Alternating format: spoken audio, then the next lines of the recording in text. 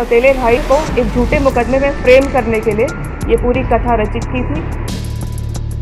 दोनों के बीच में ज़मीन को लेकर कुछ विवाद था। इसके द्वारा स्वयं ही खुद को गोली मारी गई थी।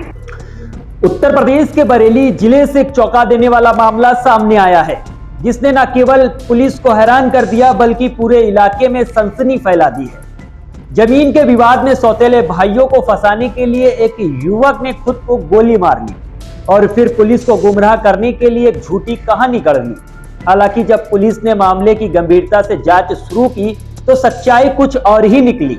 यह घटना फरीदपुर क्षेत्र के गांव केरुआ की है। यहां के रहने वाले जयवीर ने 16 जनवरी को दोपहर करीब 2 बजे 112 नंबर पर कॉल करके सूचना दी कि उसके सौतेले भाई बालिस्टर ने उसे गोली मार दी है। सूचना मिलते ही पुलिस 2 पीआरवी टीमों के साथ मौके पर पहुंची और जयवीर को गन्ने के खेत में घायल अवस्था में पाया गया।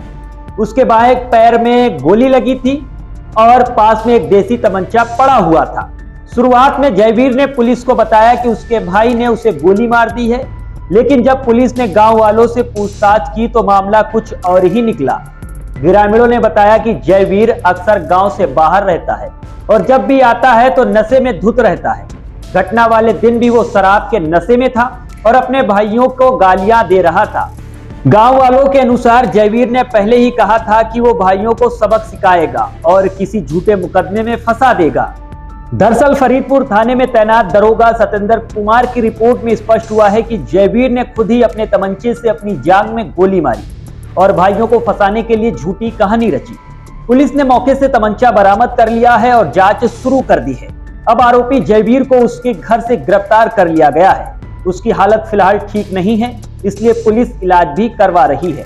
जैसा कि कहा जाता है कि अपराधी कितना भी चालाक क्यों ना हो, कानून की पकड़ से बच नहीं सकता है। दिनांक 16 जनवरी 2025 को थाना फरीदपुर पर जयवीर द्वारा यह सूचना दी गई कि उसके सौतेले भाई बालिस्टर ने उसको जान से मारने की नियत से गोली से वार किया गया है।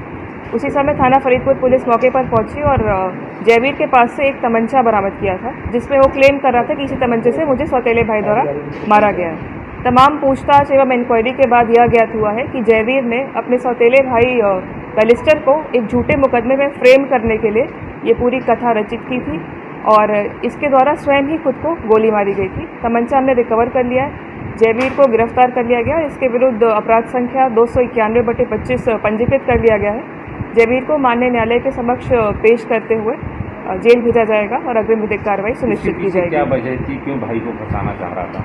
दोनों के बीच में जमीन को लेकर कुछ विवाद था, जिससे संबंध में ये अपने भाई बालिस्टर को फंसाना चाह रहा था।